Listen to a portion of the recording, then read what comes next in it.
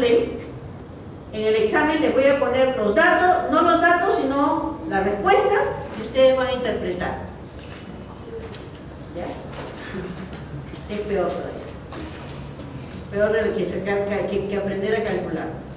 ¿Ya? Para eso vamos a ver, primero poco a poco vamos a ir mirando qué es cada cosa que ustedes han visto en estadística, de repente, pero ustedes lo han visto desde el punto de vista matemático, yo lo voy a pasar desde el punto de vista biológico. ¿Correcto? Criterios matemáticos, ¿no?, para evaluar caracteres cuantitativos. ¿Cuáles son los criterios para evaluar caracteres cuantitativos? En primer lugar, la observación, ¿no? En segundo lugar, determinar qué es un carácter cualitativo y qué es un carácter cuantitativo. Y eso ya lo han hecho ustedes, ¿no es cierto? Saben diferenciar entre un carácter cualitativo y un cuantitativo. Un cualitativo normalmente son caracteres que no se miden, ¿no? Color, sexo, o caracteres que tienen un número limitado de rangos, ¿cierto? Y los cuantitativos son aquellos caracteres métricos: producción de leche, producción de huevos, carne, tamaño del animal. Luego van a determinar los parámetros de localización. Tenemos dos parámetros, ¿no?, o medida de tendencia central, como lo conocen ustedes. Para las medidas de tendencia central, la única que vamos a usar mayormente va a ser la media. Y en medidas de dispersión vamos a usar, sí, varianza, desviación y coeficiente de variación. Desde ya les digo, ¿qué cosa dice? Fácil, qué bueno. Desde ya les digo que no voy a mí no me interesa cómo lo calculen. ¿Ya? Les voy a pedir que traigan su calculadora, sí, para el examen, porque no deben usar celulares, y lo calculan si quieren al ojo, no sé, ¿no? Si es que hay que calcular lo que normalmente no les doy para calcular. Luego necesitamos efectos aleatorios, ¿no?, que también sirven para ver qué son los valores genéticos aditivos, que todavía no lo hemos hecho, lo vamos a hacer después, los valores de dominancia y los valores de distasis. Eso va a quedar porque es otra clase donde la varianza fenotípica, y creo que sí les había hecho la ecuación para esta segunda parte, que la varianza fenotípica es igual a la varianza genética más la varianza ambiental. Y a veces incluye la varianza genético-ambiental, que después voy a explicar qué es, ¿no? Entonces, esto todavía lo tenemos reservado para una siguiente clase, todavía no lo vamos a hacer. Luego, ver efectos ambientales permanentes. ¿Ya? Efectos ambientales permanentes son efectos que siempre van a estar en el animal. ¿Ya? Por ejemplo, una enfermedad no es un efecto ambiental permanente, ¿no? Es un efecto pasajero. ¿Qué podría ser un efecto ambiental permanente?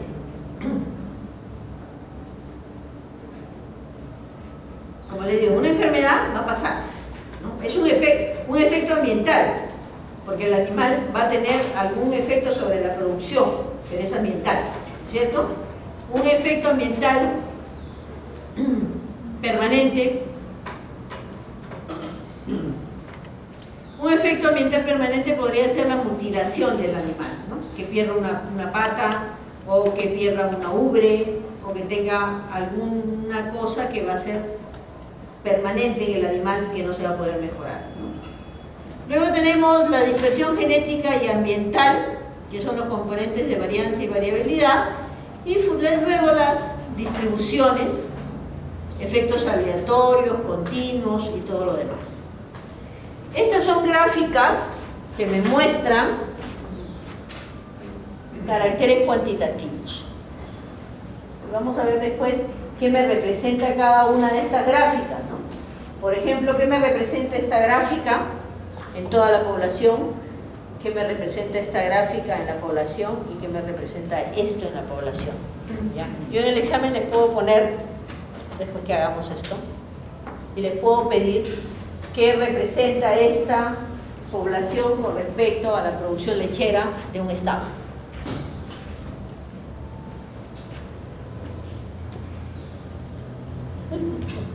¿qué mediría? Esta es una curva ideal, ¿no? Por ejemplo. Eso es lo que vamos a ver hoy día. Esto que ustedes lo ven en estadística, nosotros lo vamos a ver desde el punto de vista biológico y genético. Lo que va a caer aquí, ¿qué cosa es? La media. ¿Cuál va a ser el genotipo que va a caer ahí? El híbrido, correcto.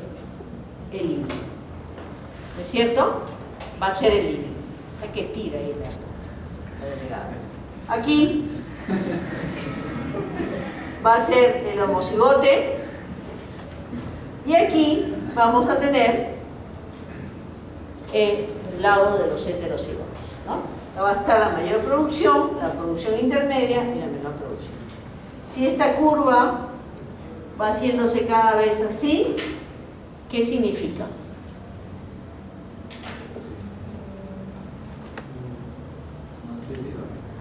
Que vamos perdiendo variabilidad, ¿no es cierto? Vamos a perder con esta curva variabilidad. Si tenemos esta curva así, va a haber más datos, vamos a ganar variabilidad, ¿correcto? Esto es para comenzar, ¿no? Para que ustedes vean qué es lo que quiero que interpreten. Yo quiero que interpreten datos biológicos a partir de datos estadísticos. ¿Qué dijo el ejemplo de ambientales permanentes? Puede ser la mutilación de una pata del animal, ¿no? Puede ser la mutilación de una ubre, ¿no? Que se haya mutilado alguna parte de la ubre de la vaca y eso va a bajar la producción del animal. Pero sin embargo, si es una enfermedad, es una influencia ambiental pasajera, ¿no? No es permanente, sino es pasajera. ¿Para qué me sirve la estadística? Además de torturarnos, ¿no? La estadística, en primer lugar, lo que me va a permitir es ordenar datos. Eso es lo primero que vamos a hacer, es ordenar datos. O sea, la primera función de la estadística o de la bioestadística es ordenar datos. Y para la parte de mejoramiento me permite determinar animales de muy buena calidad. Antes, por ejemplo, el mejoramiento se hacía al ojo. Más o menos veían, ¿no? Tiene buena performance, ¿no? Da más o menos leche, este es el mejor animal. Así hacían los veterinarios viejitos, que les enseñaban la genética de otra manera también. No les decían el genotipo homocigote dominante, sino el genotipo A se cruza con el genotipo B y da el genotipo C, ¿no? Están perdidos en el firmamento, porque no saben ni qué cosa es eso, misma matemática. Entonces, la estadística me permite ordenar datos y me permite seleccionar de una manera no empírica, sino de una manera científica. Entonces, por ejemplo, si yo quisiera decir cuál es el mejor alumno de este salón, tendría que ver sus evaluaciones. Yo al ojo no puedo decir él porque está sentado delante hoy día, ¿no? Es el mejor alumno, porque lo veo muy atento, ¿no? Entonces, de repente no es el mejor alumno. Tengo que ver los patrones de su asistencia, de sus notas, ¿no? Cómo va el curso. Entonces ahí yo puedo determinar quién es el mejor alumno en la primera parte y quién es el peor alumno en la primera parte, ¿no? Entonces, la estadística me permite eso, evaluar, escoger, ¿ya? Y también observar. Términos habituales en estadística, que los vamos a transformar en parte biológica, ¿no? La población. Se habla en estadística de la población. ¿Qué es desde el punto de biológico una población? Una población es un conjunto de individuos silvestres o domesticados que ocupan un hábitat, es decir, un lugar determinado, y que se reproducen o interactúan solamente entre sí. Esta, si está aislada, sería una población. ¿Correcto? Un conjunto de individuos que ocupan un hábitat determinado, que se relacionan entre sí e interactúan entre sí en un espacio específico. ¿Correcto? Nosotros somos una población en este momento.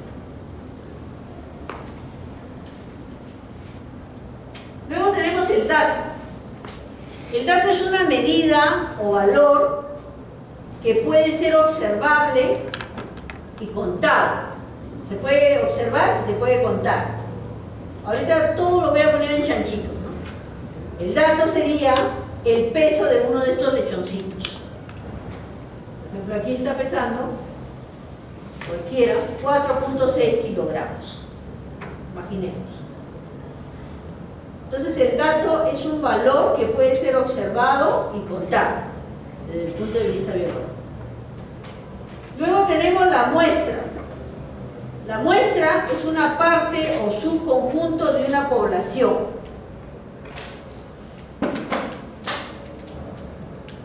La muestra normalmente debe ser representativa de la población, debe ser elegida al azar y debe ser lo suficientemente grande para no solamente evitar errores, margen de error, sino para tener variabilidad, ¿ya? Porque a mí me interesa tener variabilidad. En el mejoramiento, la elección se hace con una mayor cantidad de muestra para yo tener, no solamente disminuir el margen de error, sino tener variabilidad. Porque ¿qué pasa? Si selecciono animales y selecciono una muestra muy chiquita, probablemente no sé si hay variabilidad o no en esa población. Tamaño de la muestra. Como es una muestra biológica, normalmente con la que se trabaja, no se suele usar valores, no, hay una fórmula para calcular el tamaño de la muestra. ¿Ya les han dado? ¿Les han enseñado?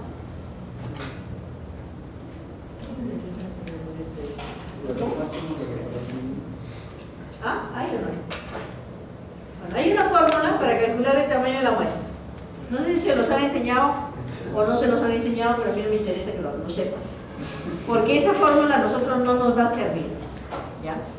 Y esto sí les va a servir cuando tengan que fundamentar el tamaño de la muestra de su población en su tesis. Los profesores normalmente les van a pedir como muestra 100, ¿no? Esos parámetros que ellos ponen 100. Pero el tamaño de la muestra va a ser elegida o va a ser determinada en función a varias cosas. ¿Ya? Y apunten esto, porque esto les va a servir cuando se tengan que pelear con alguien y les digan, no, que tienen que hacer 100 o tienen que hacer 200 para que sea representativo. En primer lugar, la muestra debe ser fácilmente recolectable o debe estar disponible. ¿Ya? Es decir, quiero trabajar con gatos mans. No voy a poder trabajar con 100 gatos acá. No hay. ¿Cuántos habrán? 2 o 3. ¿No? De repente decido ni trabajar, porque de repente la muestra no está disponible. Fácil recolección también, por ejemplo, si alguien quiere trabajar el perro sin pelo. Hay mucha diferencia en el tamaño de la población si alguien quiere trabajar con razas de perros, con perros en general, y otro que quiera hacer su tesis en el perro sin pelo. El que trabaja con cualquier raza, tranquilamente va a tener 100 ejemplares. Pero el que trabaja con el perro sin pelo, normalmente va a tener que, para hacer valer su tesis, va a tener que trabajar con animales que tengan pedigrí. ¿Ya? Y en el kennel, creo que el número máximo de perros sin pelo no llega ni a 900, ¿no? A nivel nacional. Entonces, no le pueden pedir que usted tenga una muestra representativa de 100 animales. Entonces, eso va a estar en función del tamaño de la población. Ya, por favor, tengan cuidado con eso, porque de ahí normalmente se prenden ahí, los jurados se prenden. No, ay, no, ¿por qué hiciste eso así? Entonces, esa es una importancia del estudio. Si es un estudio para una práctica de laboratorio, de un curso, ¿no? Como vamos a hacer nosotros en algún momento, yo les pido 50 semillitas, ¿no? Para hacer un experimento. Porque es una práctica o es un experimento de salón. Pero si es un experimento para un trabajo de investigación, por ejemplo una tesis o un trabajo de investigación para la universidad, la muestra pues no puede ser 50, no puede ser muy chiquita. Entonces el tamaño de la muestra va a estar en función de la importancia del estudio que se haga. ¿Correcto? Es decir, yo le mando a hacer un trabajo del perro sin pelo. Imagínense, no lo voy a mandar, presten atención, pero les mando a hacer un trabajo. ¿Cuántos les voy a pedir? Bueno, con 4 animales, pues no cógense 4 por ahí, en grupo. Pero si van a hacer una investigación, un estudio, su tesis, bueno, trabajen por lo menos mínimo, usaremos 10 animales, ¿no? Dependiendo qué es lo que vamos a hacer. Entonces está en función de la importancia del estudio. Luego también está en función el tamaño de la muestra de los recursos económicos con los que les vamos a contar. Por ejemplo, ya no deciden trabajar con perros, sino deciden trabajar con ratones. Pero como ratones hay 1 millón, ¿ya? Yo voy a trabajar con 200 ratones. Pero esos 200 ratones hay que darles de comer. Y de repente mi presupuesto no da para los 200. Entonces yo tengo que ajustar el tamaño de mi muestra al presupuesto con el que cuento. ¿Correcto? Y después también hay que considerar lo que es el tamaño de la población. Como les digo, en el kennel no sé exactamente cuántos perros sin pelo hay registrados, pero no llegan a 900, ¿no? Entonces, en función del tamaño de la población, voy a escoger mi muestra. Entonces, las fórmulas, porque le vamos a decir, no, saca la fórmula, hay una fórmula para que tú te calcules el tamaño de la población. No, pues señor, es una población biológica.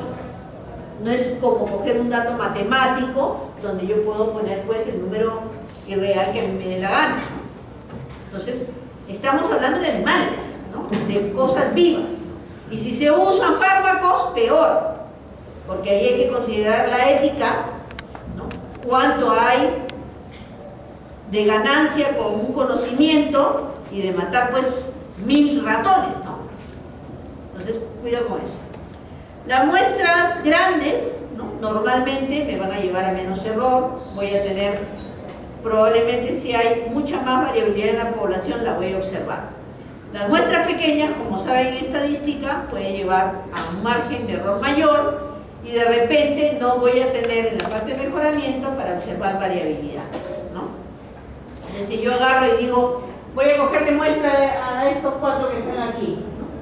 Entonces, esta muestra pues no es ni representativa del salón, ¿no? Todos son igualitos, no hay variabilidad. Me cojo por acá, ¿no? Digo, voy a coger toda esta muestra de acá, aquí sí voy a encontrar variabilidad. Es más grande, ¿ok? Esta es más reducida.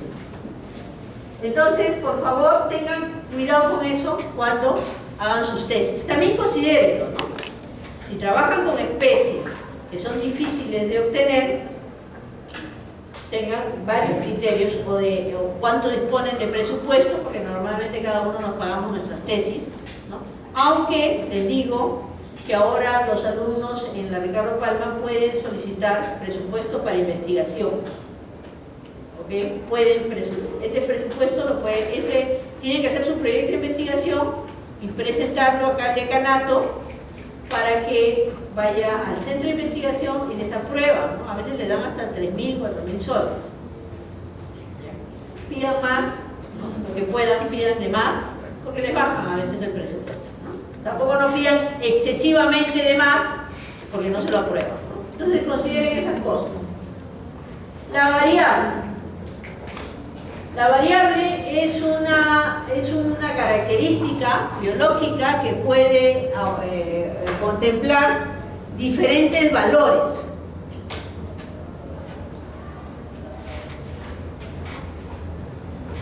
Si cogemos, por ejemplo, el peso de un lechón, esa sería una variable. Número de huevos, otra variable. Las variables pueden ser de 2 tipos. Variables discretas y variables continuas. Las variables discretas o discontinuas son aquellas que van a tomar valores finitos, ¿no? Además son aquellas que están vinculadas a los caracteres cualitativos, es decir, tienen pocos rangos para evaluar, ¿no? 3 o 4 rangos. Por ejemplo, los dedos estos de las pezuñas de los 3, 4, ¿no? O 2. Entonces esta es una variable discontinua o discreta o una variable cualitativa, ¿correcto? Y miren cómo es la gráfica, ¿no? Miren cómo es la gráfica. Si yo les pusiera una gráfica así y les dijera ¿qué representa, qué tipo de carácter representa esta gráfica? Representa un carácter cualitativo. ¿Por qué? Porque tiene pocas categorías. ¿Correcto? Mientras miren esto, ¿no? Las variables continuas son aquellas que están asociadas a valores finitos y infinitos y están asociadas a caracteres cuantitativos. Y son variables que van a irse, o sea, datos que van a ir variando, ¿no? Por ejemplo, si medimos la presión arterial en este salón, todos van a tener presión arterial distinta, ¿no? 12.1, 12.2, 12 y así. Eso me va a dar ese tipo de curvas, ¿no? Entonces, una gráfica así me representa una variable cuantitativa o un carácter cuantitativo.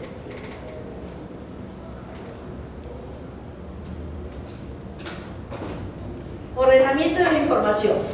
Y vamos a tener ejercicios, vamos a hacer ejercicios sobre esto. Como les decía, la estadística me permite ordenar datos. Y al ordenar datos, yo después puedo interpretar datos. O sea, yo no puedo interpretar datos si no ordeno. Imagínense, yo tengo las notas de todos ustedes. ¿Dónde me estaría haciendo estadística cuando determine, por ejemplo, cuál es la nota más alta y cuál es la más baja? ¿Cuál es el promedio del salón? ¿Cuál es la moda del salón? ¿Cuántos rindieron examen? ¿Cuántos no rindieron? Y en base a eso, yo puedo hacer una interpretación. ¿Correcto? Entonces, los datos están sueltos. Entonces, tengo que ordenar. Entonces, la información tiene que ser, además de recopilada, los datos tienen que ordenarse.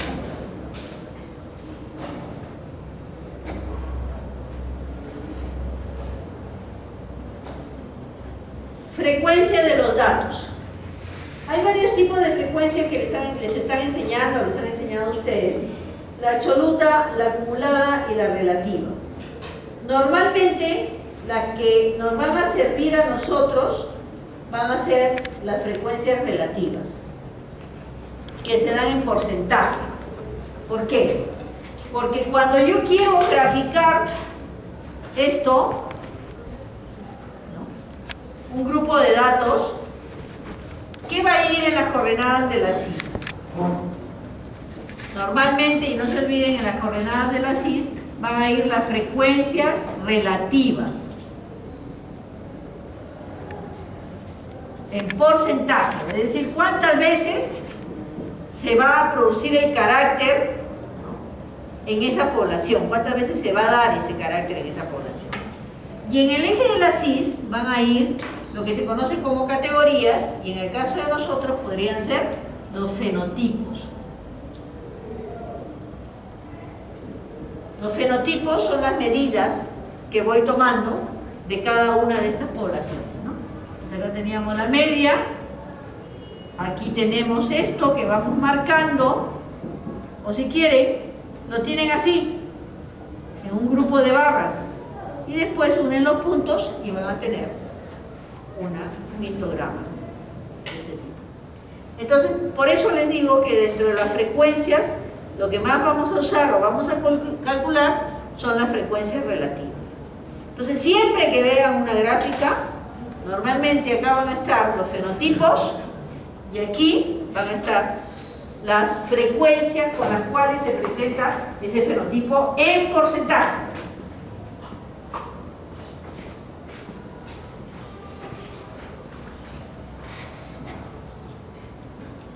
Acá tenemos el así y aquí tenemos las X, lo que acabo de representar. Las variables discretas o discontinuas, es decir, las variables cualitativas que tengo en una población, hay algunas gráficas que puedo usar, como son los sectores, estas tortas que hacen ustedes, que se usan para caracteres cualitativos. O de lo contrario, pueden usar histogramas de barras simples, ¿ya?, para representar caracteres cualitativos. Para representar variables continuas, hay uno que es muy bonito, ¿no?, que es bien ilustrativo, que son los pictogramas, ¿no? Por ejemplo, ese pictograma lo saqué de un trabajo de investigación que estaban haciendo la frecuencia por años de esa especie de peces, ¿no? Y en lugar de ponerlo en barras, por ejemplo en 2008 lo cuantificaban con cantidad de pescaditos, ¿no? Y es bien ilustrativo, ¿no?, porque ven cómo va bajando, ¿no? La cantidad de pescaditos va bajando, ¿no?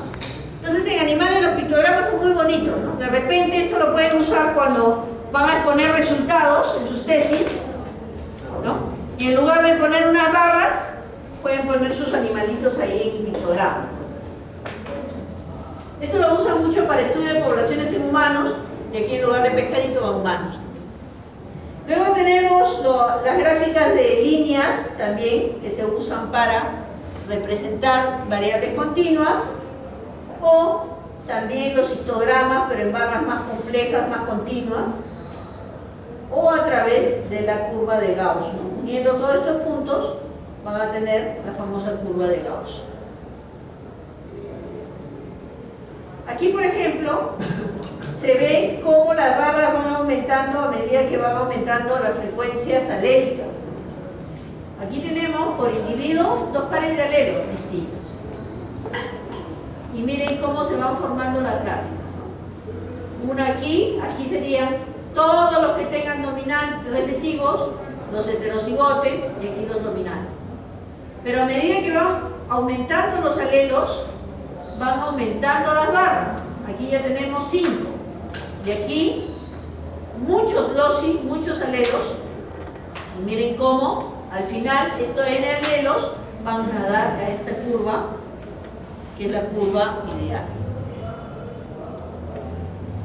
Aquí, por ejemplo, en estas curvas, ¿qué veo? Curvas, ¿no? Aquí, por ejemplo, veo una distribución normal.